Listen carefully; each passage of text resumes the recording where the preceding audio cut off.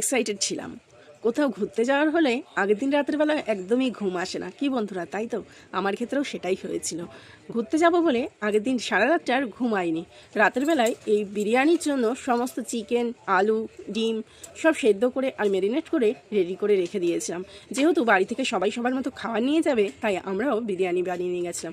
আর সব রেডি করে রাতের বেলা রেখে আবার ভোরবেলা 4:45টার সময় ঘুম থেকে উঠে বিরিয়ানিটা দম দেওয়ার জন্য বসিয়ে দিয়েছি। প্রথমেই রাইসটাকে বয়েল করে নিয়েছি, তারপর কাচ্চি বিরিয়ানি করে যেমন সেইভাবেই কাচ্চি বিরিয়ানি করে নিয়েছিলাম।